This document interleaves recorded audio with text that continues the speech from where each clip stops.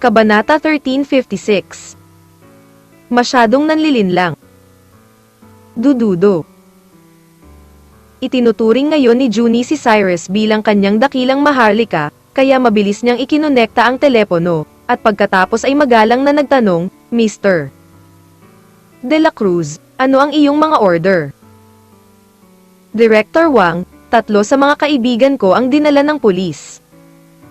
Ngayon ay matutulungan mo akong malaman kung nasaan ang 3 taong ito at kung ano ang eksaktong nangyayari. Mabilis na sabi ni Cyrus. Sa oras na ito, labis ding nag-aalala si Cyrus tungkol sa kaligtasan ni Benny, Stephen, at Norvay, kaya ang kanyang tono ay labis pa rin ang pagkabalisa. Master de la Cruz, ano ang pangalan ng 3 mong kaibigan? Tutulungan kitang malaman ngayon. Mabilis na sumagot si Junie. Benny, Stephen, Norvay. Sagot ni Cyrus. Okay, young Master de la Cruz, hintayin mo ang tawag ko. Sumagot si Junie sa mahinang boses, pagkatapos ay ibinaba ang telepono. Matapos ibaba ni Cyrus ang telepono, tahimik siyang naghintay. Makalipas ang halos 10 minuto, nakatanggap si Cyrus ng tawag mula kay Junie at alam niyang ang 3 ni Benny ang dapat na ang City Bureau ngayon. Kaya hindi na nagsalita pa si Cyrus, umalis na lang siya sa Bihang University at sumakay ng taxi papunta sa City Bureau. Nang dumating si Cyrus sa City Bureau, nalaman niyang pumunta si Junie sa gate ng City Bureau at hinintay si Cyrus. Matapos makita ni Cyrus si Junie, lihim siyang napabuntong hininga na si Junie ay talagang napakabuting tao. Director Wang, bakit ka nandito? Alam na tanong ni Cyrus. Young Master de la Cruz, hindi ka pamilyar sa Bihang City, at maraming tao ang hindi nakakakilala sa iyo. Nag-aalala ako na baka mahirapan kang pumuntang mag-isa, kaya pumunta ako dito ng personal, at tutulungan kitang ipakilala ang City Bureau. Ang direktor, magiging mas maginhawang gawin ang mga bagay na tulad nito. Mahinang sabi ni Junie kay Cyrus. Salamat. Hindi gaanong nagsalita si Cyrus, at napakasimpleng sumagot. Ngunit sa mga mata ni Junie, ang gusto lang niya ay ito ang salamat. Ang pagkakaroon ng pabor sa maalamat na Soulbury City Master de la Cruz ay tiyak na makikinabang sa kanya sa hinaharap. Master de la Cruz, pasok na tayo dali. Hindi nagpatuloy si Junie sa pagiging magalang, at inakay si Cyrus papasok sa bulwagan. Dahil sa kumpanya ni Junie, napakadaling nakilala ni Cyrus si Jester Gao, ang direktor ng Bihang City. Young Master de la Cruz, hello. Dapat ay nalaman din ni Jester ang pagkakakilanlan ni Cyrus mula sa bibig ni Junie. Kaya't pinakitunguhan niya si Cyrus na may kakaibang paggalang, tumayo at naglakad sa harap ni Cyrus, at tuwang-tuwa na sumigaw. Director Gao, hello. Malumanay na sagot ni Cyrus. Young Master de la Cruz, marami na akong narinig tungkol sa iyo noon, ngunit kapag nakita kita ngayon, ikaw ay talagang isang bayani. Mukhang binabalak ni Jester na batiin si Cyrus ng magalang. At wala sa mood si Cyrus na makipag-usap ng walang kapararekan kay Jester, at direktang sinabi. Direktor Gao, pumunta ako dito ngayon para sa 3 kong kaibigan. Nasaan na ang 3 kong kaibigan? Ano ang nangyari sa kanilang 3? Master de la Cruz, partikular na nagtanong ako tungkol sa sitwasyon ngayon. Sa katunayan, ang bagay na ito ay hindi masyadong malaki o masyadong maliit. Ito ay hindi hihigit sa isang maliit na salungatan sa pagitan ng ilang mga kabataan, ngunit ang isa sa kanila ay tinatawag na Neo. Mga lumilipad na tao. Hindi madaling guluhin. Dahan-daang sabi ni Jester. Bakit masama ba? Tanong ni Cyrus na nakakunot ang noo. Nabalitaan ko na ang pamilya ni Froilan Neo ay may ilang pinagmulan, at sa pagkakataong ito si Froilan ay dumiretso sa probinsya. Bagamat si Froilan ay hindi nasugatan, sinabi ng mga tao na ang kanyang braso ay binugbog ng iyong kaibigan. Kung ito ay nabali, ang aming tanggapan ng lungsod ay walang pagpipilian ngunit hulihin muna ang mga tao ayon sa mga patakaran. Sabi ni Jester sa mahinang boses. Kung gayon ang ibig mong sabihin ay umaasa si Froilan sa mga koneksyon para i-frame ang kaibigan ko, tama ba? Tanong ni Cyrus sa mahinang boses. Tama, iyon ang ibig sabihin ng simpleng pag-unawa. Bahagyang tumango si Jester, at pagkatapos ay nagpatuloy. Young Master de la Cruz. Alam mo rin na lahat tayo ay nagpapatakbo para sa iba sa ibaba, at may ilang bagay na hindi natin dapat pagdesisyonan, gagawin natin kung ano ang ipinagagawa sa atin ng tuktok. Tapos na. Tumingin si Cyrus kay Jester at nag-alinlangan ng 2 segundo, pagkatapos ay sinabing blanko. Okay, malamang naisip ko na ang bagay. Nasaan na ang kaibigan ko? Dalhin mo ako para makita ang kaibigan ko. Okay, Young Master de la Cruz, pakiusap. Nagmamadaling inilabas ni Jester si Cyrus sa opisina. Pagkalipas ng ilang minuto, sa wakas ay nakita ni Cyrus sina Benny Ren, Stephen Ding, at Norvay Xiao. Nang makita ni Cyrus ang 3 taong ito, natigilan siya. Dahil ayon sa sinabi noon ni Marvy, bagamat nagsimulang mag-away ang magkabilang panig, hindi naman talaga sila lumaban, kaya walang dapat masugatan. Ngunit sa oras na ito, sina Benny, Stephen, at Norvay ay mukhang lubhang miserable, na may mga benda sa kanyang mga braso, at maraming mga pasa at sugat sa kanyang katawan. Cyrus, bakit ka nandito? Excited na sigaw ni Benny matapos makita si Cyrus. Sino ang gumawa nito? Kinagat ni Cyrus ang kanyang mga ngipin at tinanong si Benny. Cyrus, narinig mo ako. Walang kinalaman sa iyo ang bagay na ito. Bilisan mo at umalis ka na dito. Pinakiusapan ko na ang mga tao sa pamilya ko na humanap ng karelasyon, at malapit nang dumating ang abogado. Bilisan mo. Panipi. Alam ni Benny ang background ni Froilan sa kanyang puso. Kapag nasangkot si Cyrus sa bagay na ito, makakaapekto lamang ito kay Cyrus, kaya hikayatin niya si Cyrus na umalis sa lalong madaling panahon. Hindi ba sinabi ni Marvy na wala ni isa sa inyong 3 ang nasugatan? Anong problema? Excited na sumigaw si Cyrus na parang hindi niya narinig ang sinabi ni Benny. Cyrus, pwede mo nang iwan ang bagay na ito, okay? Ano na ang dapat mong gawin ngayon? Malakas din ang sigaw ni Stephen. Oo nga Cyrus, wala talagang gagawin tayong 3, alis ka na. Ako pa ba ang kapatid mo? Tanong ni Cyrus sa mahinang boses. Matapos marinig ang mga salita ni Cyrus, sina Benny, Stephen, at Norvay ay halos matigilan sa parehong oras, pinapanood si Cyrus na hindi nagsasalita. Kung kapatid ko pa kayong 3, sabihin mo sa akin kung ano ang nangyayari. Walang ekspresyong sabi ni Cyrus. Cyrus, alam mong hindi ito makakabuti sa iyo. Walang magawang sabi ni Benny. Don't talk nonsense, what the hell is going on? Kinagat ni Cyrus ang kanyang mga ngipin at nagtanong. Tumingin si Benny kay Cyrus at huminga ng malalim, at pagkatapos ay sinabi kay Cyrus ang lahat. Ang kwento ng nangyari ay talagang katulad ng sinabi ni Marvy. Ngunit kagabi lang dinala ni Froilan ang mga tao sa Benny at sa kanyang dormitoryo at binugbog si Benny at silang 3, at pagkatapos ay nagpakita ang mga pulis. Nanginginig sa galit si Cyrus matapos malaman ang nangyari, dahil pakiramdam niya ay talagang nanlilinlang ang Froilan na ito. Kabanata 1357. Hindi makatwiran. Halatang si Froilan ang bumugbog kay Benny at sa iba pang ganito, ngunit nang lumingon sila, kinasuhan pa nila si Benny at silang tatlo dahil sa matinding pagkasugat nito. Ang Froilan na ito ay hindi makatwiran.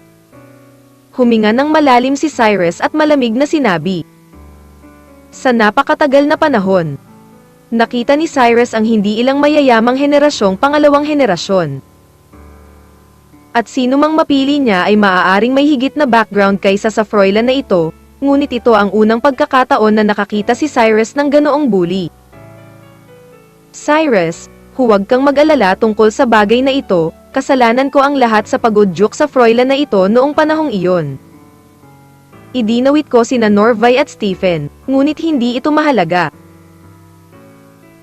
Hahayaan ko ang aking pamilya na makahanap ng isang relasyon. Kukunin ko ang lahat ng kasalanan sa sarili ko. Basta ayos lang sina Stephen at Norvay. Tuwang-tuwang sabi ni Benny kay Cyrus. Benny, what the hell are you talking about? Hindi ba't napag-usapan nating 2 o 3? Anong problema? Pinandilitan ni Stephen ang kanyang mga mata at sumigaw. Oo, hindi mo hahayaang buhatin mo si Benny mag-isa. Sumunod naman si Norvay. Sige. Kayong tatlo wag kayong makikipagtalo sa akin dito. Ang bagay na ito ay dahil sa akin, kaya ko kung ano man ang sabihin ko, mas mabuti pang maaksidente ang isang tao kaysa maaksidente ang 3 tao.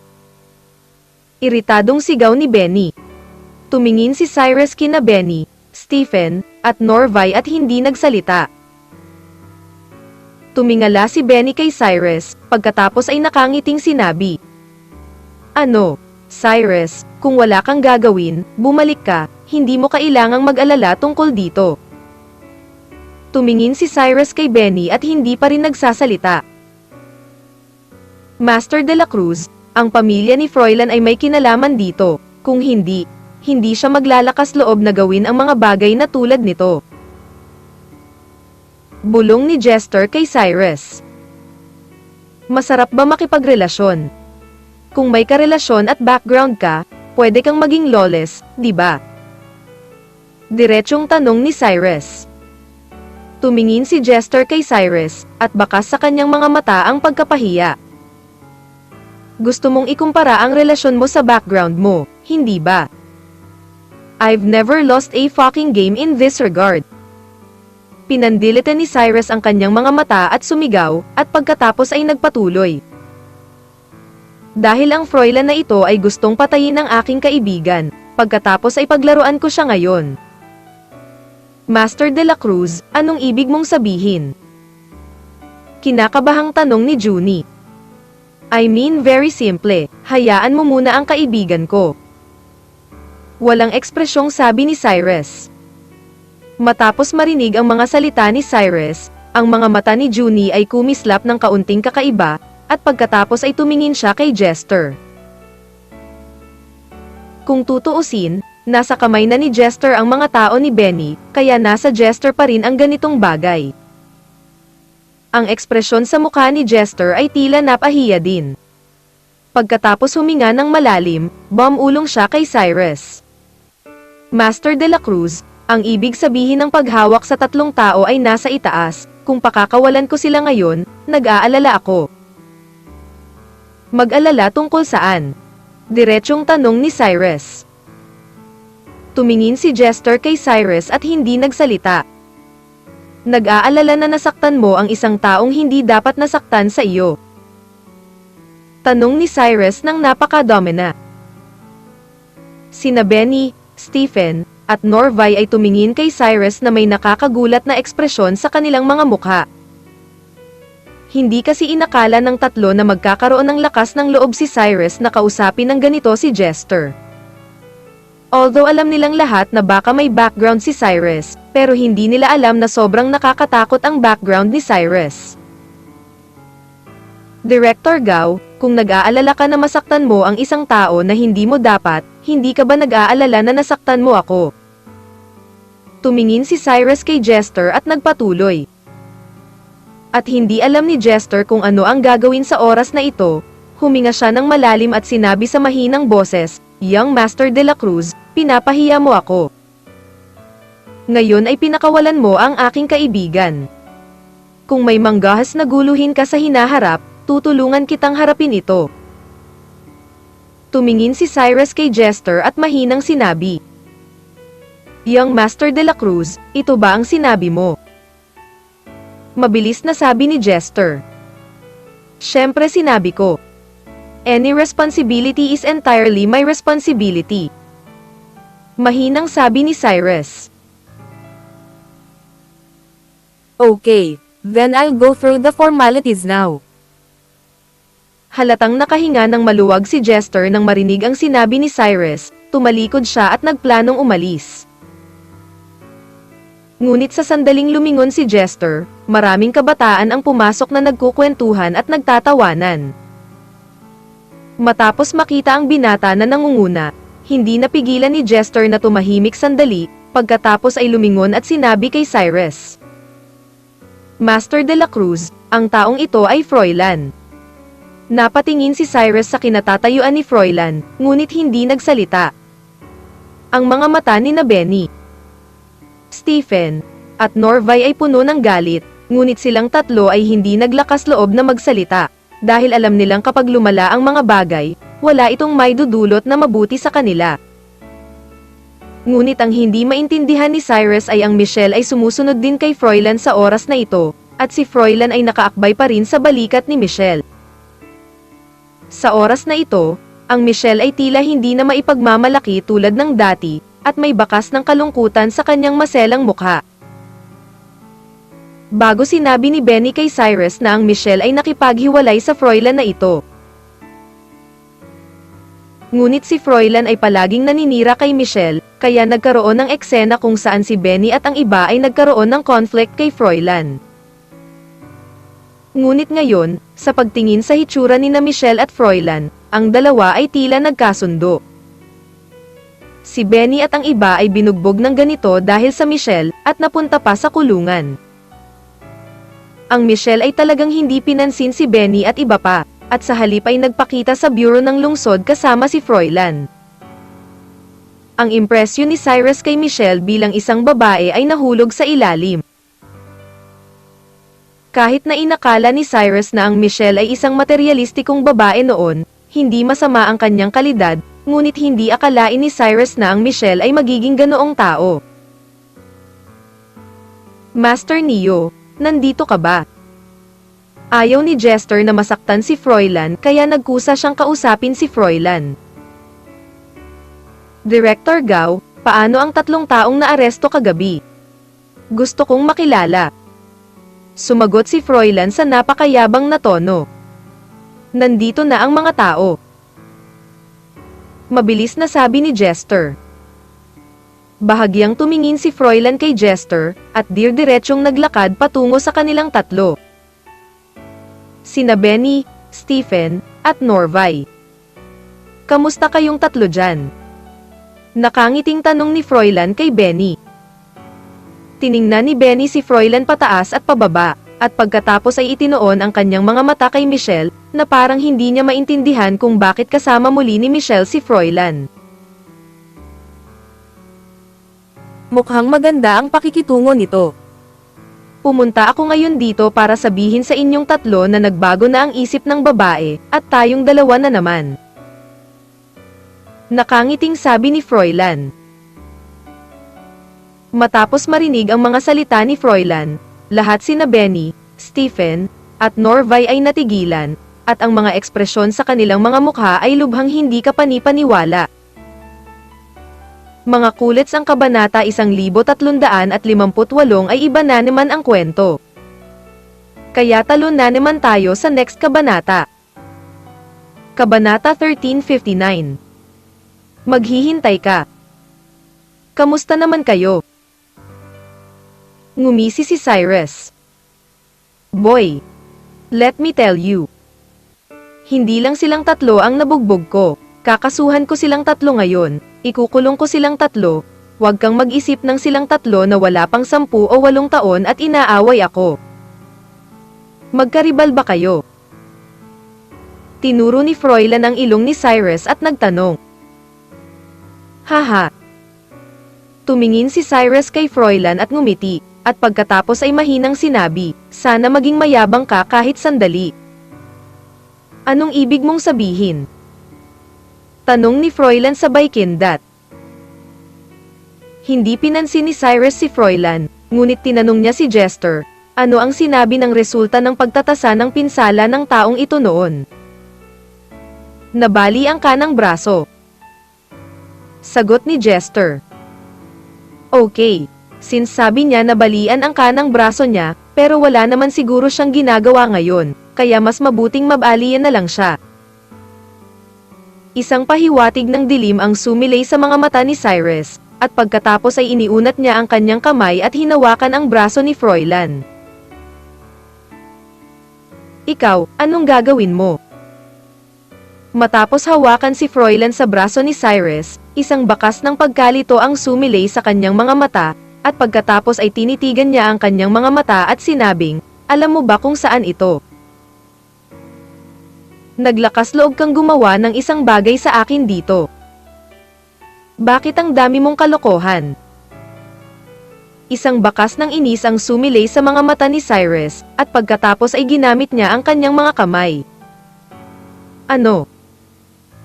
Kaagad na sinundan si Froilan, may sumigaw, at pagkatapos ay bumagsak siya sa lupa nang may kumakatok. At maririnig ng lahat ng naroroon ang tunog ng sirang buto ng napakalinaw. Para sa isang sandali, ang lahat ng naroroon ay tulala at nakatayo doon na tulala, na may hindi kapani-pani walang ekspresyon sa kanilang mga mukha. Walang nag-akala na si Cyrus ay mabali ang braso ni Froilan dito, at ang lahat ng ito ay nangyari ng biglaan, maging sina Jester at Junie ay hindi namalayan kung ano ang nangyayari. Niyakap ni Froilan ang kanyang braso at nagsimulang humiga sa lupa at humagulgol, ang kanyang mukha ay napakasakit. Tapos na, tapos na. Matapos makita ang eksenang ito, ang mga mata ni Michelle ay puno ng kawalan ng pag-asa, dahil hindi niya inaasahan na gagawin talaga ito ni Cyrus. Biglang sinira ni Cyrus ang lahat ng dati niyang pagsisikap. Sina Benny, Stephen, at Norvay ay nakatitig kay Cyrus, na para bang hindi nila alam kung ano ang nangyari ngayon. Anong ginagawa niyong lahat? Hindi mo ba nakita na nabali niya ang braso ko kanina lang? Bilisan mo at hulihin mo ang lalaking ito para sa akin, papatayin ko siya. Napahiga si Froilan sa lupa at sumigaw kay Jester sa nakakasakit ng pusong paraan. Ang ekspresyon sa mukha ni Jester ay sobrang walang magawa. Tutal, si Froilan ay nasa isang tabi, at si Cyrus ay nasa kabilang panig. Ang dalawang taong ito ay hindi madaling guluhin, halatang hindi alam ni Jester kung sino ang tutulungan. Kaya sa oras na ito, parehong nagpanggap sina Jester at Junie na wala silang nakita. Nang makita ng ibang pulis na hindi tumugon si Jester, natural na hindi sila nang ahas na isipin ang kanilang sariling negosyo.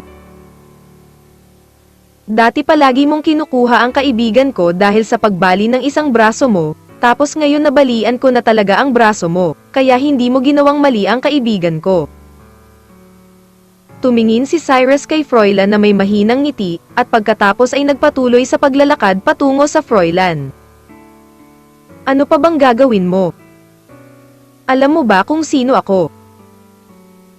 Kung maglakas loob kang hawakan ulit ako, tiyak na papatayin kita, tandaan mo ito para sa akin. Tinitigan ni Froilan ang kanyang mga mata at sinigawan si Cyrus na may labis na nasasabik na ekspresyon. Tinatakot mo ba ako? Ngumisi si Cyrus. Alam ng Michelle na binabalak pa ni Cyrus na salakayin si Froilan, kaya mabilis siyang huminto sa harap ni Cyrus at sumigaw ng malakas, Cyrus, alam mo ba kung ano ang iyong ginagawa? Nagdulot ka ng maraming gulo, bilisan mo. Tumigil ka nga. Lumayo ka sa akin. Galit na galit si Cyrus sa Michelle sa kanyang puso. Kung tutuusin, ang pangunahing salarin ng lahat ng ito ay dahil sa babaeng ito. Hindi ako makaalis sa daan. Hindi mo talaga siya masasaktan, o talagang hindi ka pakakawala ni Froilan. Tuwang-tuwang sigaw ng Michelle. Dahil sa'yo kaya nakulong si Benny at silang tatlo. Ayokong makipag-usap sa'yo ngayon. Bilisan mo umalis ka sa harap ko, o lalabanan kita ng sabay. Malamig na sigaw ni Cyrus sa Michelle. Ano ang alam mo? Sumigaw si Michelle sa kanyang malalaking mata na puno ng tubig, at pagkatapos ay nagpatuloy. Aaminin ko na lahat ng ito ay dahil sa akin, ngunit upang mailigtas si Benny, silang tatlo ay sumang-ayon na makipagbalikan kay Froilan, at si Froilan ay pumayag na ako. Ako, basta makasama ko siya sa pagtulog, pwede niyang palayain si Benny at ang iba. Ngayon ay kailangan na lang nilang humingi ng tawad si Benny at ang iba pa, tapos na ang usaping ito. Bakit kailangan mong tumayo at makialam sa sarili mong negosyo? Kailangan kong problemayan ang sarili ko. Kung talagang tamaan mo si Froilan, hindi kita iligtas. Napaluha ang concubine na si Michelle habang nagsasalita. Kung tutuusin, sobrang agrabyado din siya ngayon, dahil ayaw na niyang makipagbalikan kay Froilan. Gusto lang niyang iligtas sina Benny, Stephen, at Norvay. Naunawaan lamang ni Benny ang nangyayari pagkatapos marinig ang mga salita ng Michelle. At binigyan ni Cyrus si Chia Fei ng isang bahagyang tingin, at hindi nagsalita, tinulak lang si Michelle palayo at naglakad sa harap ng Froilan. Tiningnan ni Froilan ang takot sa mukha ni Cyrus. Medyo nakapag-react na siya. Hindi napigilan ni Jester at ng iba pa si Cyrus nang hampasin siya nito kanina. Ipinapakita nito na maaaring may background din si Cyrus. Di ba ngayon mo lang sinabi? Basta mas mayaman ako sa'yo at may background sa'yo, kaya kung laruin ang kahit anong gusto ko. Tumingin si Cyrus kay Froilan at mahinang sinabi. Anong gusto mong gawin? Ano ba talaga ang gusto mong gawin? Alam mo ba kung sino ang pinsan ko? Hinawakan mo ako ngayon. Bang! Nang hindi hinintay na matapos magsalita si Froilan, itinaas ni Cyrus ang kanyang kanang paa at diretsyong tumapak sa tuhod ni Froilan. Ano? Si Froilan ay sumigaw na parang pumapatay na naman ng baboy, at halos himatayin dahil sa matinding sakit. Direktang nabasag ng paa ni Cyrus ang kneecap ni Froilan, tinatayang hindi na makakatayo si Froilan sa buong buhay niya. Matapos makita ang eksenang ito, sina Benny, Stephen, Norvay at iba pa ay natural na tuwang-tuwa, ngunit mas nag-aalala sila kay Cyrus. Kung tutuusin, alam nila na hindi ganoon kadaling guluhin si Froilan. Nakasalampak sa lupa ang concubine na si Chie. Sinabi na niya kay Froilan na hanggat pinakawalan ni Froilan si Benny at ang iba pa, pupunta siya sa hotel kasama si Froilan, ngunit hindi niya inaasahan na lilito si Cyrus. Ginulo nito ang lahat mga plano. Sa oras na ito, tinalo ni Cyrus si Froilan ng ganito, at wala siyang pagpipilian. Hintayin mo ako, papatayin kita, teka. Sigaw ni Froilan kay Cyrus na may sobrang excited na ekspresyon. Kabanata 1360. Anong ginagawa mo dito? Bahagyang tumingin si Cyrus kay Froilan, ngunit hindi nagsalita. Anong ginagawa mo? Tawagan mo ang pinsan ko at yayain mo ang pinsan ko na lumapit. Nilinga ni Froilan ang kanyang ulo at sinigawan ang kanyang kaibigan. Ang mga kaibigan na dinala ni Froilan ay halatang natakot sa mga kinikilos ni Cyrus sa oras na ito. Nag-react lang sila pagkatapos marinig ang mga salita ni Froilan, at mabilis na kinuha ang kanilang mga mobile phone at nagsimulang tumawag. Hindi itinuloy ni Cyrus ang pag-atake kay Froilan, ngunit lumingon kay Jester at sinabing, ngayon hayaan mo na ang kaibigan ko. Well. Mabilis na tumango si Jester, pagkatapos ay sumenyas na pakawalan ang tatlo ni na Benny, Stephen, at Norvay. Pagkalabas ni Benny, tumakbo siya sa gilid ni Cyrus at tuwang-tuwang sinabi, Cyrus, nababaliw ka na ba? Ano ang pinapalo mo sa kanya? Alam mo ba kung gaano kalaki ang idudulot sa iyo ng bagay na ito? Oo, Cyrus, masyado ka bang impulsive? Sumimangot din si Stephen at sinabing, ayos lang, wala namang magagawa sa akin ang taong to, huwag kang mag-alala. Walang pakialam na sumagot si Cyrus, at pagkatapos ay nagpatuloy sa pagtatanong. Kayong tatlo ay walang magawa, tama ba? Wala tayong gagawing tatlo, nag-aalala lang ako sayo. Walang magawang sabi ni Benny. Wala akong dapat ipag-alala, basta kayong tatlo ay walang magawa, alis na tayo. Pagkatapos sabihin ito ni Cyrus, lumingon siya at sinulyapan ang Michelle, at pagkatapos ay mahinang sinabi, sumunod ka rin sa amin. Hindi ka pwedeng umalis, hintayin mo akong lahat, malapit na ang pinsan ko. Ngunit sa sandaling ito, si Froilan, na nakahandusay sa lupa, ay sumigaw sa malakas na boses. At bahagyang ngumiti si Cyrus pagkatapos marinig ang mga salita ni Froilan, at pagkatapos ay mahinang sinabi, tumawag ka pa rin ng tulong. Oo, malapit na ang pinsan ko, walang makakaalis sa inyo. Paputol-putol na sabi ni Froilan. Haha. Ngumiti si Cyrus ng mapang-asar, at pagkatapos ay mahinang sinabi. Okay, dahil tumawag ka ng tulong, maghihintay ako dito sandali, pero gusto kong makita kung ano ang background mo, para maging mayabang ka. Cyrus, ang pinsan ni Froilan ay talagang magaling, kung hindi, dapat kang pumunta. Tila medyo nag-aalala si Michelle kay Cyrus, kaya hindi niya maiwasang hikayatin si Cyrus ng mahina. Ayos lang, maghihintay ako dito. Malumanay na sagot ni Cyrus. At nakahinga ng maluwag si Jester matapos makitang walang planong umalis si Cyrus, at halatang maluwag ang ekspresyon ng mukha nito. Kung tutuusin, kung talagang kinuha ni Cyrus sina Benny, Stephen at iba pa ng ganito, at ang mga tao sa panig ni Froilan ay papanagutin, wala siyang paraan para ipaliwanag ito. Sina Benny, Stephen at iba pa ay natural na nagplano na hikayatin si Cyrus na umalis sa lalong madaling panahon. Ngunit alam din nilang tatlo ang ugali ni Cyrus, at tiyak na hindi aalis si Cyrus sa oras na ito, kaya hindi sila nagsalita. Ngunit tahimik na nakaupo, naghintay si Cyrus sa tabi niya. Naghintay ang lahat ng halos 10 minuto. Sinong nabali ang braso at hita ng pinsan ko? Isang boses na pamilyar kay Cyrus ang umalingaw-ngaw. Matapos marinig ang boses na ito, si Cyrus ay likas na tumingin sa pinto.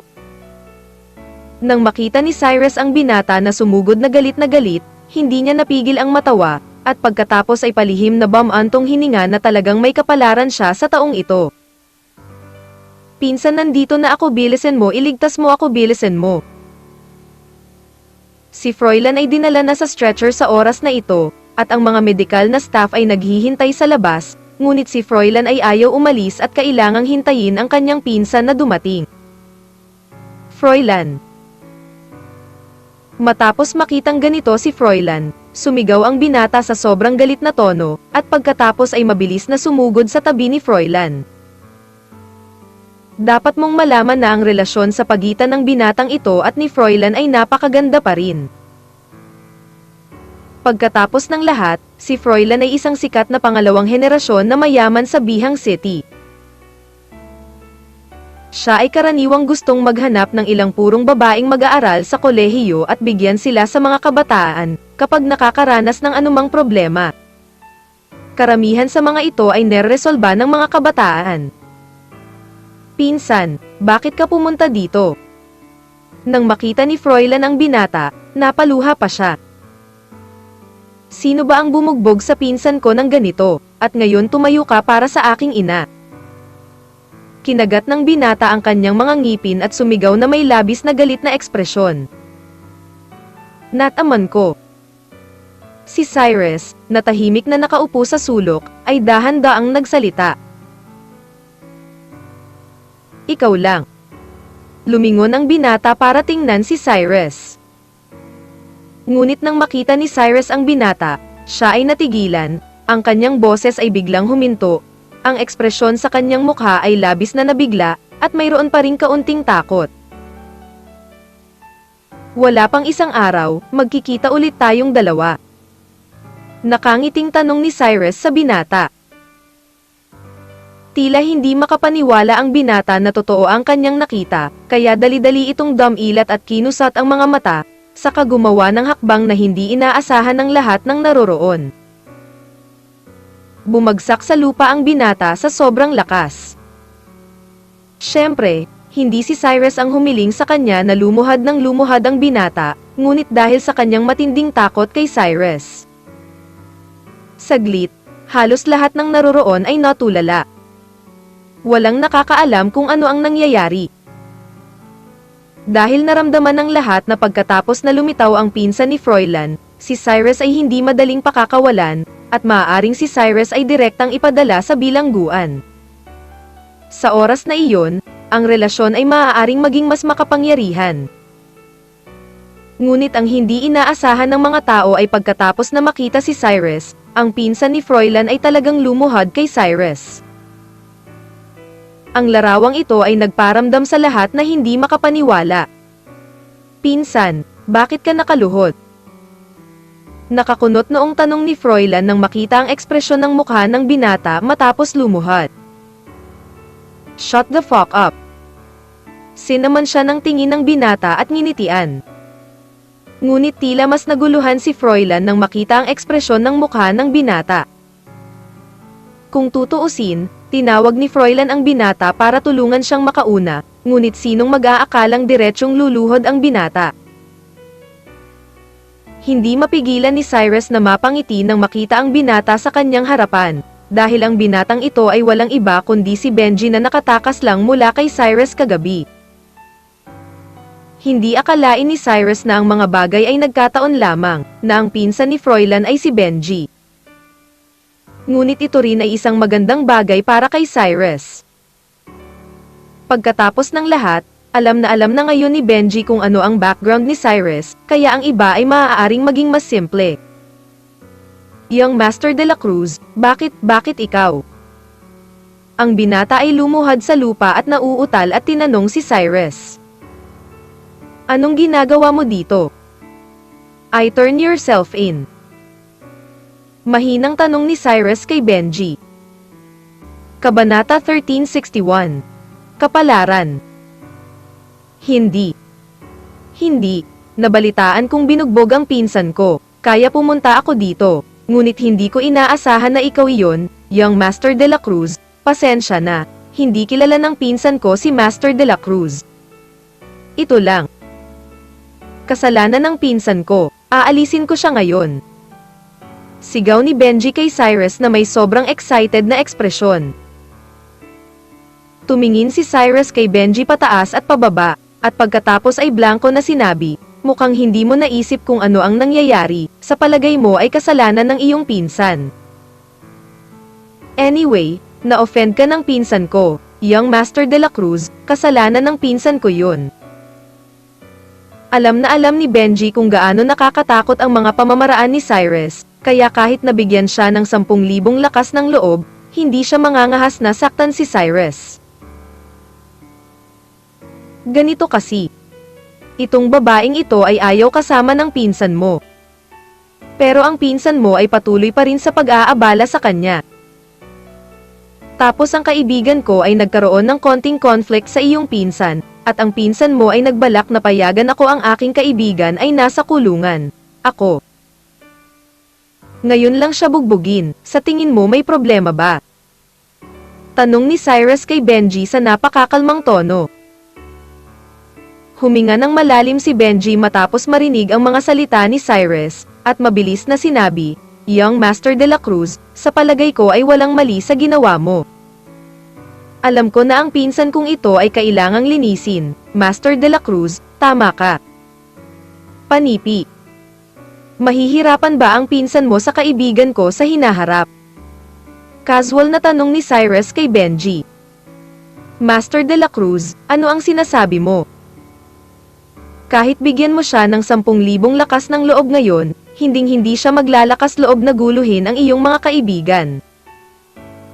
Tuturuan ko siya ng magandang aral kapag bumalik ako, Master de la Cruz, huwag kang mag-alala. Magalang na sabi ni Benji. Dahil naiintindihan mo, kaya hindi ako magsasalita ng kalokohan sa iyo, sumama ka sa kanya. Mahinang sabi ni Cyrus kay Benji. At si Benji ay hindi na nag-alinlangan pagkatapos marinig ang mga salita ni Cyrus, at nagmamadaling sumigaw sa karamihan ng tao. Saan pa kayo nagsisigawa? Bilisan ninyo at dalhin si Froilan sa akin. Si Froilan, na nakahiga sa stretcher, ay tila hindi naiintindihan kung ano ang nangyayari sa oras na ito, at sumigaw sa pinakamataas na boses. Pinsan, hindi mo ako tinulungang turuan ang lalaking ito, bakit mo dinalalabas ako? Isara mo yang bibig mo para sa akin. Tiningnan ni Benji ang abnormally collapsed expression ni Froilan. Kung hindi dahil sa mabilis na reaksyon niya ngayon, baka nahulog na naman siya sa kamay ni Cyrus, kaya ngayon wala nang ibang iniisip si Benji, ibig sabihin, bilisan mo at umalis. Heto. Iwan mo ang demonyo ni Cyrus. Bagamat talagang walang utak si Froilan, naramdaman niyang may mali sa ekspresyon ni Benji, kaya hindi na siya nagsalita pa at hinayaan ang lahat na dalhin siya sa ambulansya. Pagkaraan ng ilang sandali, nagmamadaling umalis sina Benji at Froilan. At ang mga naroroon ay tila hindi pa rin maintindihan kung tungkol saan ang lahat ng ito. Lalo na si Michelle, sa sandaling ito ay parang hindi siya makapaniwala na totoo ang nakita niya ngayon.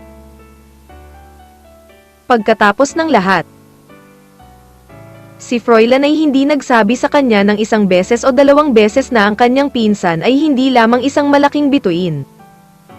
Ngunit mayroon ding isang napakaraming background sa pamilya. Tila may ilang din na dumating.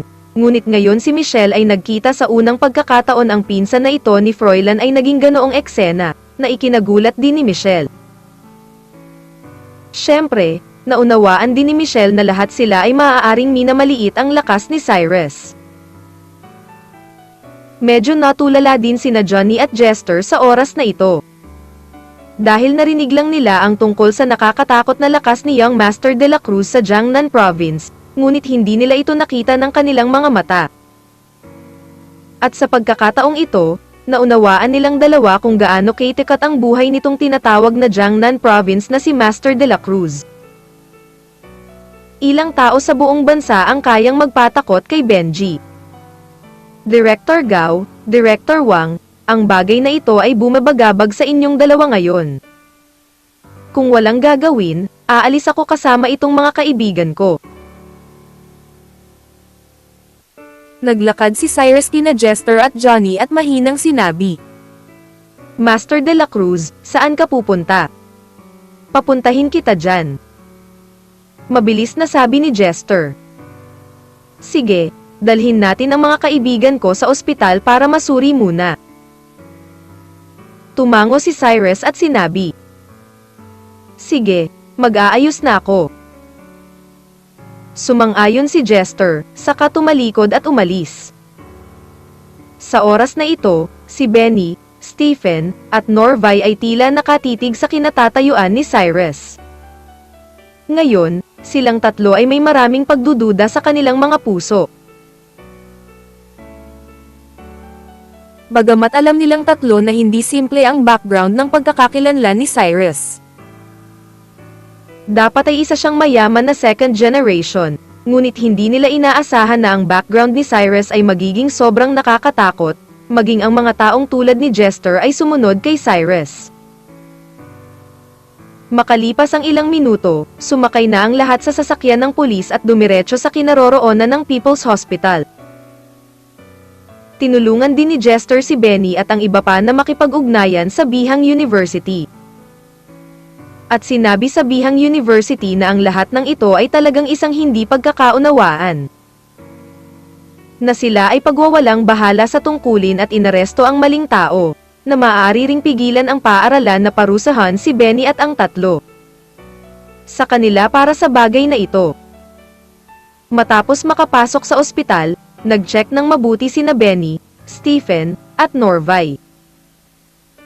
Hindi naman masama ang sitwasyon ni Stephen at Norvay, pareho silang may mga sugat sa balat, ngunit kailangan nilang manatili sa ospital para sa pagmamasid ng isang araw bago bumalik sa paaralan. At nabali ang kanang kamay ni Benny, ngunit hindi ito seryoso at maaari siyang gumaling sa loob ng ilang buwan. Nakahinga ng maluwag si Cyrus matapos malaman na walang magawa ang tatlo. Cyrus, salamat talaga sa nangyari ngayon. Kung hindi dahil sa'yo, ang pinakamagandang kinalabasan ay ang pumasok akong mag-isa. Seryosong sabi ni Benny kay Cyrus. Oo, Cyrus, salamat talaga sa nangyari ngayon. Ang gwapo mo, hindi ko akalain na sobrang lakas mo. Nagmamadali ding naglabas ng ngipin si Stephen at sumigaw. At si Michelle ay likas na sumulyap kay Cyrus. Sa katunayan, siya ay lubos na nagpapasalamat kay Cyrus sa kanyang puso. Pagkatapos ng lahat, kung hindi dahil kay Cyrus, hindi maaalis ni Michelle ang kontrol ni Froilan. Hindi ba masyadong magalang para sa iilan sa inyo na magpasalamat sa akin?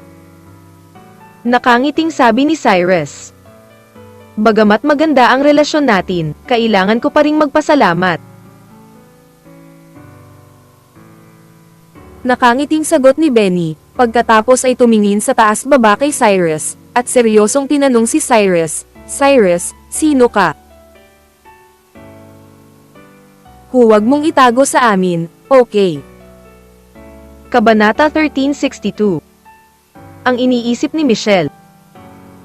Ang aking pagkakakilanlan. Matapos marinig ang mga salita ni na Benny, Stephen at ng iba pa, hindi napigilan ni Cyrus na ngumiti, at may bakas ng kawalan ng kakayahan sa kanyang mga mata, dahil maaaring ito ang tanong na pinakamadalas itinanong kay Cyrus sa ngayon. Siyempre, isa rin ito sa mga tanong na ayaw sagutin ni Cyrus. Kung tutuusin, ang pagkakakilanlan ni Cyrus ay talagang komplikado, at hindi ganoon kadaling ipaliwanag ang mga problemang ito. Cyrus, alam lang namin na ikaw ay isang mayaman na pangalawang henerasyon. At hindi namin masyadong inisip ang tungkol dito, ngunit ngayon nararamdaman ko na ikaw ay tiyak na hindi isang ordinaryong mayaman na pangalawang henerasyon. Sabi ni Benny kay Cyrus sa napakaseryosong tono. Tumingin si Cyrus kay Benny at ngumiti, pagkatapos ay mahinang nagtanong, paano mo nalaman na hindi ako isang ordinaryong mayaman na pangalawang henerasyon? Simple lang, di ba? Nararamdaman ko sa ugali ng mga kausap mo ngayon na siguradong hindi ka ordinaryong tao. Direktang sumagot si Benny kay Cyrus, at pagkatapos ay nagpatuloy. Sino ang Froilan na iyon? Halatang hindi siya nasugatan, ngunit sinabi niya na ang kanyang braso ay nabali, at ang pulis ay kailangang maniwala, ang Froilan. Ang background ay nakagawa na. Ang aming pamilya ay napaka-desperado, hindi pa banggitin ang pinsan ni Froilan.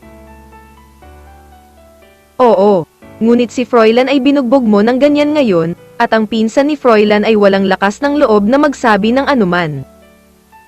Ipinapakita nito na ang iyong pagkakakilanlan ay tiyak na nakakatakot, kahit na sa puntong hindi natin maisip. Sinundan ito ni Stephen. Haha. Tumingin si Cyrus kina Benny at Stephen na may mahinang ngiti, ngunit hindi nagsalita. At saglit na nag-alinlangan si Benny, pagkatapos ay nagpatuloy. Sa totoo lang, Cyrus, wala kaming ibang kahulugan sa pagtatanong sa iyong pagkakakilanlan. Nakikiusisa lang kami, hindi mo kailangang mag-alala na araw-araw ka naming guluhin pagkatapos naming malaman ang iyong pagkakakilanlan. Hayaan mong tumulong ka. Kahit hilingin mo sa akin na tumulong, hindi ako tutulong. Ngumiti si Cyrus at nagbiro, at pagkatapos ay nagpatuloy. Ngayon kung ipapaliwanag ko sa iyo ang aking pagkakakilanlan. Maaaring hindi mo alam kung sino ako. Kaya't mabuti. Magbubukas ang aking club sa loob ng ilang araw, at orihinal na plano kong bigyan ka ng ilang membership card, kung hindi, dumiretso ka sa opening ceremony ko, at malalaman mo kung sino ako. Malapit nang magbukas ang club mo. May bakas ng gulat sa mga mata ni Benny. Oo, club ko ito. Tumango si Cyrus. Anong pangalan ng clubhouse mo? Nagtatakang tanong ni Benny. Malalaman mo na.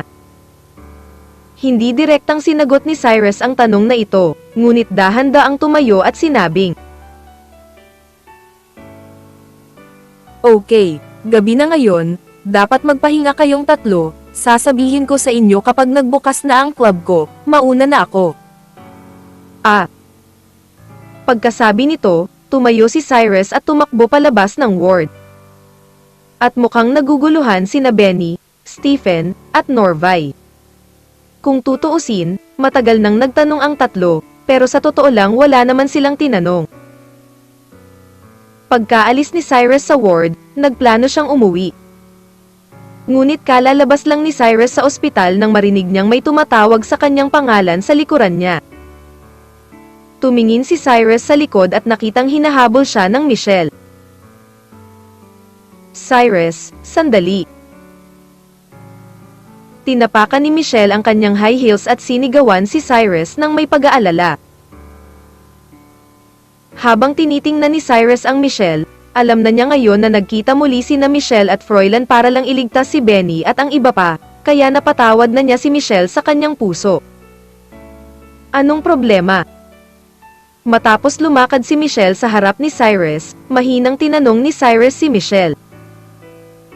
Inayos ng Michelle ang kanyang paghinga saglit, at pagkatapos ay bumulong kay Cyrus. Cyrus, salamat sa mga gawain ngayon. Ano ang pagpapasalamat mo sa akin? Natigilan sandali si Cyrus at nagtanong.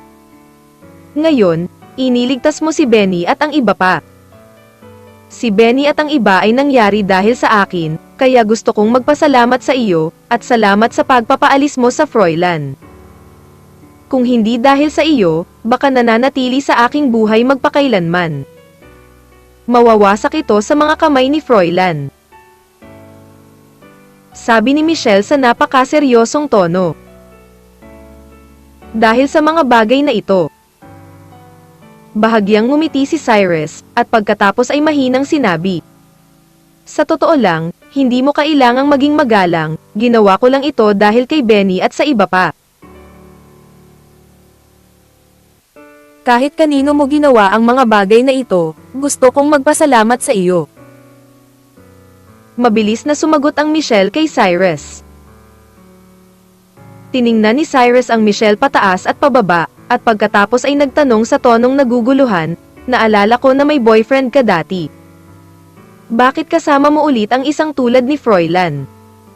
Tumingin si Michelle kay Cyrus at hindi nagsalita. Okay lang kung ayaw mong sagutin ang mga bagay na ito. Nakangiting sabi ni Cyrus. Sa totoo lang, lahat ng ito ay dahil sa iyo. Biglang kinausap ng concubine na si Michelle si Cyrus. Lahat ng ito ay dahil sa akin. Isang bakas ng pagkabigla ang sumilay sa mga mata ni Cyrus, at pagkatapos ay nagtanong siya ng napakahinala. Huwag kang magbiro sa akin, ano ang kinalaman ng negosyo mo sa akin? Alam mo sa puso mo na may nararamdaman talaga ako sa'yo. Sabi ni Michelle sa mahinang boses. Alam kong may nararamdaman ka para sa akin, pero sa tingin ko ang nararamdaman mo para sa akin ay dahil sa background ko at sa pera ko, kaya hindi ko matanggap ang pakiramdam na ito. Nakita ni Cyrus na ipinaliwanag ni Michelle ang kanyang sinabi, kaya hindi na niya kailangang magpatuloy na kumilos na tanga. Oo, inaamin ko na napaka-material kong tao, at gusto ko ring mag-integrate sa tinatawag na upper circle, pero Cyrus, huwag mong kalimutan, Noong una kitang makilala, hindi ko alam ang iyong pagkatao. Ang magandang damdamin para sa iyo ay napakasimpleng magandang damdamin. Walang ekspresyon na sabi ng Michelle. Crush mo ba ako noong una mo akong nakilala? Nagtatakang tanong ni Cyrus. Oo, maganda na ang impression ko sa'yo nung una kitang makilala, pero tinago ko ng mabuti, hindi ko pinakita. Tumango ang concubine na si Michelle, at pagkatapos ay nagpatuloy. Dati akong isang simpleng maliit na babae, hinanggad ko rin ang sarili kong pag-ibig, at umaasa din akong makatagpo ng isang taong talagang magkakagusto sa akin, at gusto ko siya. Pero unti-unti kong nadiskubre na kahit ano pa yan, dapat material na basehan yan, kasi kung walang material na basehan, bula lang ang lahat, at anumang oras ay lilipad ng hangin. Bakit ang mayaman at background lang ang pipiliin ko kapag boyfriend ang pipiliin ko? Akala mo naman materialistic ako pero di ba mahilig din kayo sa matangkad at maganda? I don't think there is anything wrong with this. Kabanata 1363. Substance. Tumingin si Cyrus kay Michelle at tumango, at pagkatapos ay mahinang sinabi, sa palagay ko ang salitang material ay hindi may mapanghamak na kahulugan. Ito ay pagpipilian ng lahat. Ang mga lalaki ay maaaring tumingin sa hitsura at anyo ng isang babae, at syempre ang mga babae ay maaaring tumingin sa background ng isang lalaki. Normal. Oo. Kaya alam ko noon na may gusto ako sa'yo. Pero hindi ko ipapakita. Dahil hindi ko kayang makasama ang isang ordinaryong tao, at hindi kayang bigyan ng kasiyahan ng ordinaryong tao ang gusto ko, kahit na magkasama tayo, maghihiwalay din yan. Tumingin si Michelle kay Cyrus at nagpatuloy. At pagkatapos, tanong ni Cyrus. Mamaya unti-unti kong nadiskubre ang mga bagay na nakatago sa'yo, at nagsimula akong magsisi.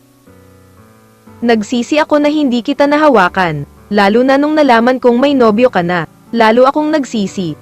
I felt myself might have napalampas ang isa sa mga pinakamahusay na pagpipilian. Huminga ng malalim ang Michelle, at pagkatapos ay nagpatuloy. Kaya kapag pumipili ako ng boyfriend, hindi ko maiwasang ikumpara ang mga taong ito sa iyo. Gusto kong makahanap ng isang tao na mas mahusay kaysa sa iyo. Ngunit ako pagkatapos pumili at pumili, magagawa ko, find the right one kasi yung talagang magaling na second generation rich hindi ako itrato bilang girlfriend nila. At most, pinaglalaroan lang nila ako. Pag napagod sila sa paglalaro, tinatapon nila. Ayoko. Alinman, ito ang mga pagbabagong dinala mo sa akin. At saka kilala mo si Froilan? Tanong ni Cyrus. Oo, nakilala ko si Froilan sa ibang pagkakataon. Napakaganda ng mga kondisyon ni Froilan. Sa tingin ko, dapat ay may mas maraming background si Froilan kaysa sa iyo, at napakabuti sa akin ni Froilan. Mapait nang umiti ang Michelle, at pagkatapos ay nagpatuloy. Ngunit nang maglaon ay napagtanto ko na gusto ko lang matulog ni Froilan. Noong nililigawan niya ako, madalas siyang pumunta sa mga bukas na silid kasama ang ibang mga babae. Hindi ko maiwasan. Pagkatapos tanggapin sa ganitong bagay, iminungkahi niyang makipaghiwalay, ngunit nag-aatubili si Froilan na bumitaw, dahil pakiramdam niya ay gumastos siya ng maraming pera sa akin, ngunit hindi niya nakuha ang gusto niya. Ibinigay ko sa kanya ang lahat ng ibinalik sa akin ni Froilan. Ngunit si Froilan ay humingi pa rin sa akin ng pera. At humingi pa sa akin ng pera para sa pagkain, kaya ginamit ko ang aking mga gastusin sa pamumuhay upang ibalik ang pera, ngunit hindi pa rin niya ako pinatawad. At binugbog pa ako at pinagalitan ng mga tao. Napaluha ang concubine na si Michelle habang nagsasalita. Tumingin si Cyrus kay Michelle at hindi alam kung ano ang sasabihin. Maaring isipin ng ilang tao na si Michelle ay nagkasala sa sarili dahil siya ay masyadong materialistiko. Ngunit naunawaan ni Cyrus na napakabuti pa rin ang kondisyon ni Michelle, at pinili niya ang pangalawang henerasyong mayaman bilang kanyang kasintahan. Hindi para sa pera, ngunit para sa kanyang walang kabuluhan. Siya ay nakahawak sa kanyang palad mula pa noong siya ay bata, at maraming mga manliligaw sa paligid niya. Paano siya magiging handa na makahanap ng isang pangkaraniwang kasintahan sa hinaharap? Maaaring para sa pera ang material ng ilang tao, ngunit alam ni Cyrus na ang Michelle ay hindi. Gusto lang patunayan ng Michelle ang kanyang sarili. Sabi ni Froilan, basta first time ko lang siyang mabenta, isang lump sum lang ang hinaing naming dalawa. Pero ayokong ibenta ang katawan ko, kaya iniiwasan ko siya. Tapos, May mga nangyari kagabi. pinunasan ng Michelle ang mga luha sa kanyang mukha, at pagkatapos ay nagpatuloy. Pumayag na ako sa kahilingan ni Froilan, ngunit hindi ko inaasahan na lilito ka, kaya talagang nagpapasalamat ako na iniligtas mo ako. Tumingin si Cyrus kay Michelle na nasa harap niya at nag-alinlangan ng 2 segundo, at pagkatapos ay sinabi ng blanko ang mukha. Sa totoo lang, tinanggihan kita hindi dahil hindi ka sapat, kundi dahil nakilala ko ang gumawa. Feeling ko naging ako siya sa buhay na ito. Ang babae, napakaganda mo at napakatalino, hindi mo kailangan patunayan ang iyong kahusayan sa kahit kanino. Kung willing ka talagang makinig sa mga payo ko, hindi ko akalain. Kailangang tumuon sa mga mayayamang tao sa katawan, kung minsan ang mga ordinaryong tao sa paligid mo ay maaaring mas bagay para sa iyo. Ibig mong sabihin sa tingin mo magaling ako? Tak ang tanong ni Michelle kay Cyrus. Isa kang sikat na biro sa ating bihang university. Siyempre sa tingin ko napakagaling mo. Nakangiting sagot ni Cyrus. At ang Michelle ay ngumiti ng napakasaya, at pagkatapos ay mahinang sinabi kay Cyrus. Bagaman hindi ko alam kung totoo o mali ang sinabi mo, ngunit anuman ang mangyari, dahil nasasabi mo ang mga salitang ito, gagawin ko na. Napakasaya. Maging masaya ka lang. Bahagyang tumango si Cyrus.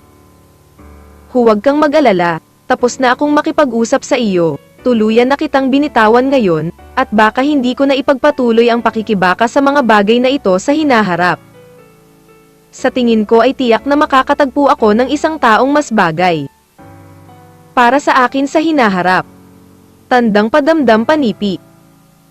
Nakangiting sabi ni Michelle. Tiyak na magkikita kayo. Mahinang sabi ni Cyrus. Ngumiti ang Michelle kay Cyrus, pagkatapos ay tumalikod at umalis.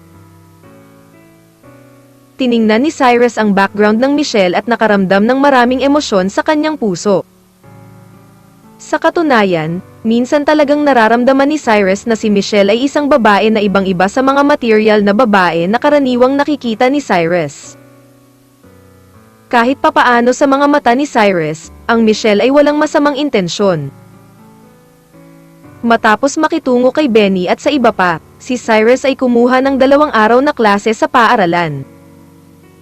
At sa wakas ay magsisimula na ang opening ceremony. Ang unang paghaharap sa pagitan nina Cyrus at Francis ay opisyal na inilunsad.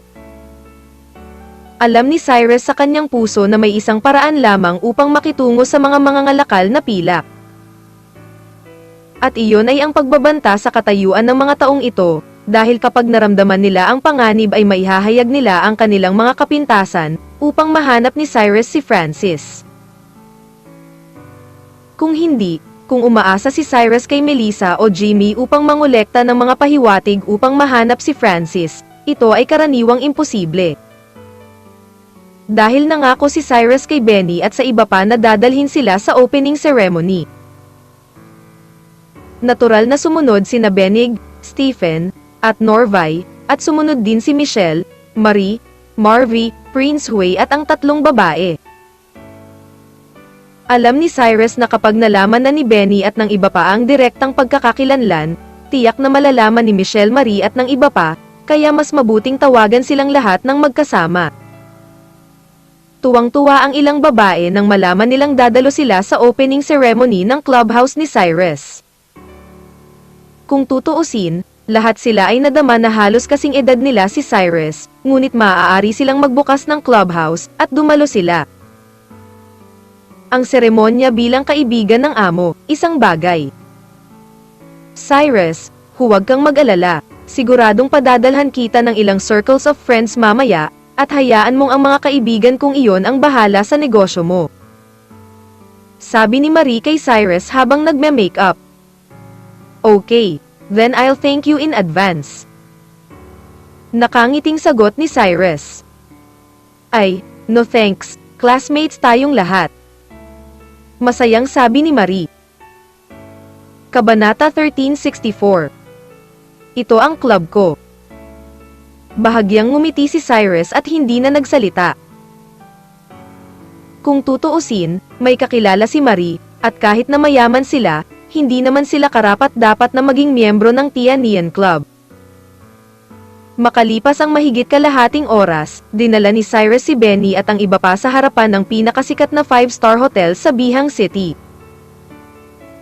Nakita ni Cyrus na ang harapan ng hotel ay nakaayos na sa oras na ito, at ang mga malalaking karakter ng pagbubukas ng seremonya ng Tianian Club ay partikular na kitang-kita. Iba't ibang pulang bandila ang kumikislap sa hangin, na nagbibigay sa mga tao ng napakasiglang pakiramdam. At alam ni Cyrus sa kanyang puso na ang lahat ng mga bagay na ito ay dapat gawin ni Michaela.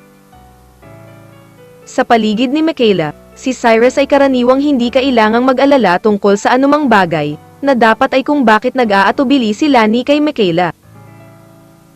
Gayunpaman, mayroon ding isang hotel sa tapat ng seremonya ng pagbubukas ng Tianian Club, at ang pagbubukas ng seremonya ng Yulong Club ay nakasulat sa harap ng hotel na ito. Nang kasiglahan. Matapos makita ang eksenang ito, hindi napigilan ni Cyrus na palihim na napabuntong hininga na ang balitang nakuha ni Michaela ay napakatumpak. Pinili nga ni Clinton ang parehong oras at lugar bilang Tianian Club. Ang layunin ay dapat nasampelan si Cyrus sa mukha. Baka may magandang palabas ngayon. Hindi napigilan ni Cyrus ang palihim na buntong hininga sa kanyang puso. May 2 club talaga na bukas dito. Oo, anong araw ngayon, bakit ang daming club na bukas? Ang 2 club na ito ay mukhang napaka-estilo. Makakaapekto ba ito sa pagbubukas ng seremonya ni Cyrus? Maraming mga batang babae ang tila nag-aalala tungkol kay Cyrus, at nagsimulang magsalita sa mahinang boses. At sumimangot din si Benny at sinabing, Cyrus, bakit pakiramdam ko ang 2 club na ito ang magnanakaw ng limelight mo? Walang makakaagaw ng limelight ng opening ng club ko, don't worry. Kumpiyansa na sumagot si Cyrus, at pagkatapos ay nagpatuloy. Nakarating na tayo sa lugar, bumaba ka na. Nandyan ka ba? Nang marinig ng lahat ang pangungusap na ito, isang bakas ng pagdududa ang sumilay sa kanilang mga mata. Inabot ni Cyrus at itinulak ang pinto ng kotse, pagkatapos ay lumabas ng kotse. Sinundan din ng lahat si Cyrus palabas ng sasakyan. Cyrus, nandito rin ang club mo. Tumingin si Benny kay Cyrus at nagtanong. Oo, nandito din ang club ko. Tumango si Cyrus at sumagot. Kung ganoon saan ang tagpuan mo? Nagmamadaling nagtanong si Benny. Ito ang club ko. Itinuro ni Cyrus ang seremonya ng pagbubukas ng Tianian Club sa kanyang harapan, at mahinang sumagot. Ikaw ba ang may-ari ng Tianian Club? Matapos marinig ang mga salita ni Cyrus, si Benny at ang iba pa ay nagpakita ng gulat na mga ekspresyon, at sinigawan si Cyrus nang hindi makapaniwala. Oo, ako ang may-ari ng Tianian Club. Nakangiting sagot ni Cyrus, at pagkatapos ay nagpatuloy. Hindi ba't lahat kayo ay nakikiusyoso sa aking pagkakakilanlan noon? Dapat alam mo na ang aking pagkakakilanlan, di ba? Cyrus, niloloko mo ba kami? Nabalitaan ko na ang Tianyuan Club ang pinakamalaking club sa lalawigan ng Tianyuan, at matagal na itong itinatag. Kamakailan lang, nagbago nga ang boss, pero may nalalaman pa ang concubine na si Michelle tungkol sa Tianyuan Club, kaya hindi siya makapaniwala na si Cyrus ang may-ari ng Tianyuan Club. Ako ang kasalukuyang may-ari ng Tianyuan Club. Mahinang sabi ni Cyrus. Sa katunayan, ito ang dahilan kung bakit ayaw ipaliwanag ni Cyrus ng diretso ang kanyang pagkakakilanlan. Dahil pakiramdam ni Cyrus na maraming tao ang hindi makapaniwala sa sinabi niya pagkatapos niyang sabihin ito, at kailangan niyang mag-aksaya ng maraming enerhiya upang patunayan na ang mga ito. Totoo ang mga bagay. Mas mainam na dalhin ng direkta si Benny at ang iba pa, upang maunawaan nila kung ano ang nangyayari. Napakalakas ba ng Tianyuan Club? Saglit na nag-alinlangan si Marie, at nagtanong kay Michelle sa tonong naguguluhan. Ang Tianyuan Club ay ang pinakamalaking club sa lalawigan ng Tianyuan. Sinasabi na ang taunang turnover ay lampas sa bilyon. At ang background ng may-ari ng Tianyuan Club ay lubhang nakakatakot, ngunit ang sino mang gustong maging miyembro ng Tianyuan Club ay dapat na totoo. Big man, kung hindi, wala kang mga kwalifikasyon para makapasok sa Tianyuan Club. Paliwanag ng Michelle sa mahinang boses. Tapos ngayon lang sinabi ni Cyrus na siya ang may-ari ng Tianyuan Club. Agad na nanlaki ang mga mata ni Marie. I don't think it's possible. Paano kaya naging boss si Cyrus ng Tianyuan Club sa murang edad? Marahang umiling si Michelle. Siguro. Biglang sabi ni Benny. At hindi napigilan ni Michelle na matigilan matapos marinig ang mga salita ni Benny. Pagkatapos ay lumingon kay Benny, at nagtanong sa tonong naguguluhan, ano ang ibig mong sabihin sa pangungusap na ito? Huwag kalimutan ang nangyari kahapon. Kung si Cyrus talaga ang may-ari ng Tianyuan Club, parang lahat ng nangyari kahapon ay maipaliwanag. Walang ekspresyong sabi ni Benny. Tumingin si Michelle kay Benny at hindi nagsalita. Anong ginagawa niyong nakatayo dyan? Pumasok kayo dali. Lumingon si Cyrus at sinigawan ang Michelle, Benny at iba pa.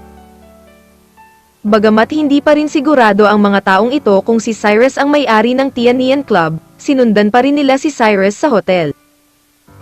Young Master de la Cruz, nandito ka. Hello, Young Master de la Cruz.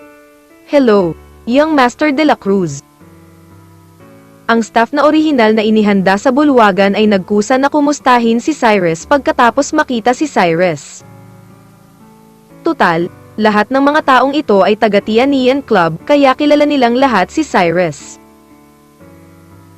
Matapos makita ang saloobin ng mga empleyadong ito kay Cyrus, si Michelle at ang iba pa ay nagsimulang mag-isip. Si Cyrus kaya talaga ang may-ari ng Tianyuan Club. Paano ito posible? Habang iniisip ito ng Michelle, mas nagulat siya. Sa oras na ito, si Michaela ay nakasuot ng isang set ng magandang uniforme ng OL, at maganda ang paglalakad sa harap ni Cyrus dala ang kanyang sapatos na may mataas na takong.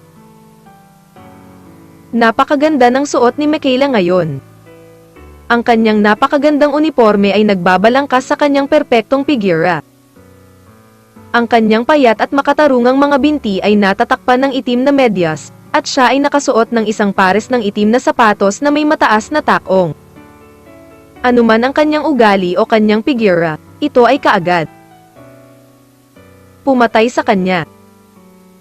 Pagkatapos ng concubine na si Michelle, Marie at iba pa, ang mga babaeng ito ay tumayo sa harap ni Michaela, sadyang hindi ito dapat banggitin.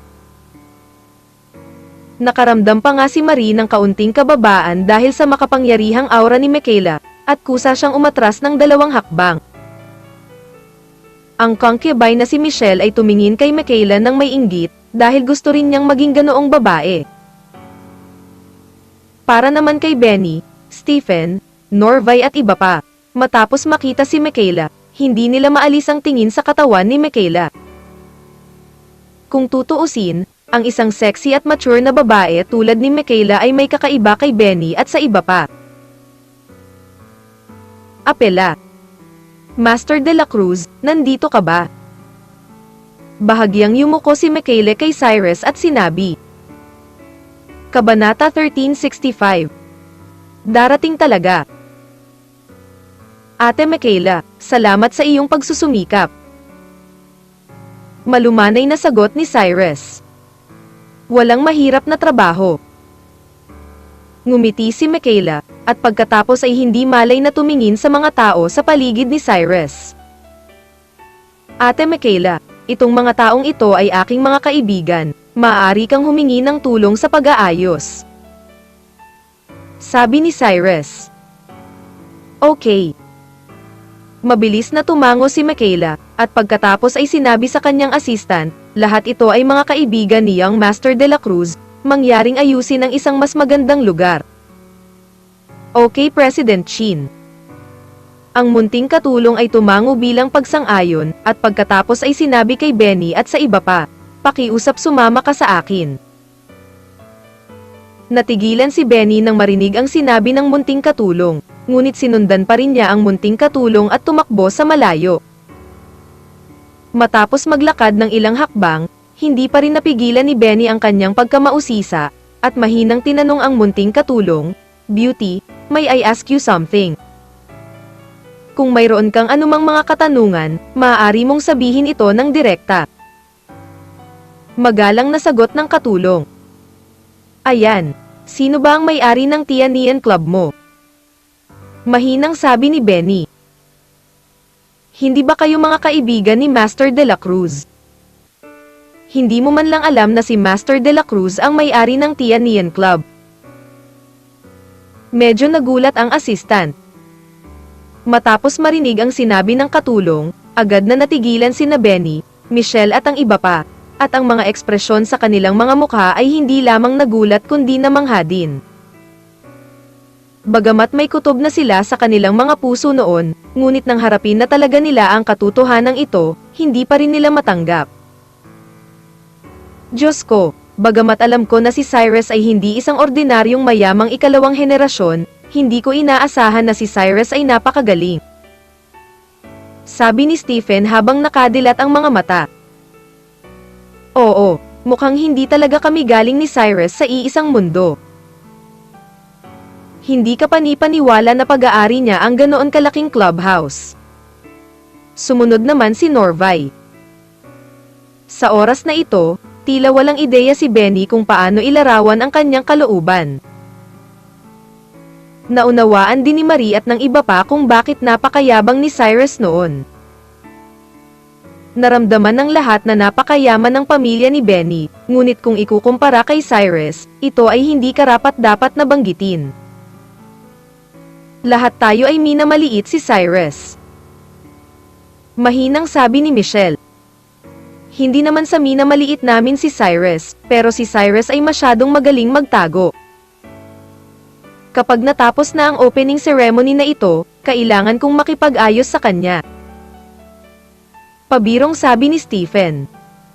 Oo, kailangan kong turuan ng leksyon si Cyrus.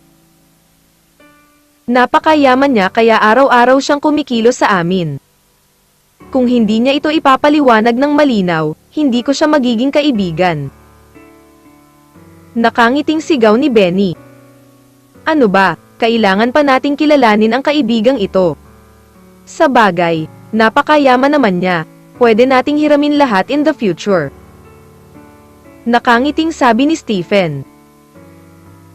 Totoo yan. Tumango si Benny. Nagkwentuhan ang lahat at naglakad papasok sa lounge. Tutal, matagal pa bago ang opening ceremony, at naghihintay sa lounge ang mga bisitang maagang dumating. Bagamat labis na nagulat sina Benny, Stephen at iba pa matapos malaman ang tunay na pagkatao ni Cyrus, mas masaya sila. Kung tutuusin, mayroon silang napakalakas na kaibigan, sino ba ang hindi matutuwa? And those girls also had some regrets in their hearts, tutal, parang hindi naman nila minamaliit si Cyrus noon. Sa kabilang banda, Nakipag-chat si Cyrus kay Michaela. Young Master de la Cruz, mayroon akong masamang balita sa panig ko. Gusto mo bang marinig ito? Mahinang sabi ni Michaela kay Cyrus. Anong masamang balita? Tanong ni Cyrus. Mukhang inimbitahan ng mga tao mula sa Royal Dragon Club ang lahat ng business leaders sa Tianyuan Province. Ayon sa impormasyong mayroon ako ngayon, basically, basta ang mga boss na medyo sikat sa Tianyuan Province ay nakatanggap ng kanilang mga invitation letter. Sabi ni Michaela na nakakunot ang noo. It's not bad news, di ba? I already guessed it before. They chose to hold the opening ceremony on the same day as us, isn't it for these things? Napakakalmang sabi ni Cyrus. Ngunit ang mga liham ng imbitasyon na ito ay ipinadala lahat ni Humphrey. Mabilis na sabi ni Michaela. Sino si Humphrey? Tanong ni Cyrus. Si Humphrey ay ang tagapagsalita ni Francis sa lalawigan ng Tianyuan. Sa pangkalahatan, si Humphrey ang may pananagutan sa lahat ng bagay na nagpapakita sa publiko, habang si Francis ay palaging nagtatago sa dilim, paliwanag ni Michaela. At hindi napigilan ni Cyrus na matawa pagkatapos marinig ang mga salita ni Michaela, dahil hindi niya inaasahan na magiging ganito kasmubol ang mga bagay. Lumalabas. Papasok ba si Humphrey? Tumingin si Cyrus kay Michaela at nagtanong. Hindi ako masyadong malinaw tungkol dito. Umiling si Michaela, pagkatapos ay nagpatuloy. Ngunit ngayon ang mga pinuno ng negosyong iyon ay nakatanggap na lahat ng mga imbitasyon. Ang impluwensya ni Humphrey ay lubhang nakakatakot. Ang mga taong ito ay tiyak na pipiliin na dumalo sa seremonya ng pagbubukas ng Yulong Club, at ang ilang mga tao ay nais na kung walang panig. Na-offend, maaaring piliin nilang hindi direktang pumunta. Nakatanggap ako ng ilang mga tawag. At lahat sila ay nakahanap ng iba't ibang dahilan para hindi pumunta, kaya talagang nag-aalala ako na maaaring walang kakaunti ang mga tao dito mula sa aming panig. Nasaan ang mga kaibigan mo? Tanong ni Cyrus. Yung mga kaibigan ko, medyo damo din. I'm already very happy if they don't go to opposite side, and I don't expect na dadating sila sa opening ceremony natin. Huminga ng malalim si Michaela at nagpatuloy. Minamaliit ko ang kahalagahan ng mga lugar ni Francis sa Royal Dragon Club na ito. Hindi ko inaasahan na hahayaan niyang kumilos si Humphrey. Kung alam ko lang na ganito ang kaso, naghanda na sana ako sa advance. Wala na. Ate Michaela, hindi mo kailangang sisihin ang iyong sarili. Tutal, ginawa mo na ang lahat ng iyong makakaya. Hindi ba't inimbitahan ko ang mga mula sa pamilya tao at Vincent Zhao? Hanggat ang mga taong ito ay makakarating, ang epekto ay pareho. Mahinang sabi ni Cyrus kay Michaela. Young Master de la Cruz, ito ang inaalala ko ngayon.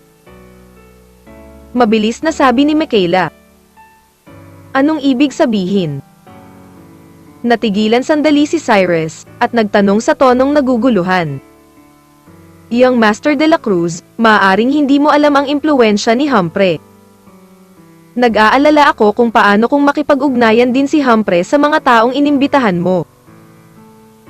Kung pipiliin ng mga taong ito na hindi pumunta upang hindi masaktan ang magkabilang panig, ang ating panig hindi masaya. Awkward. Nag-aalalang sabi ni Michaela kay Cyrus.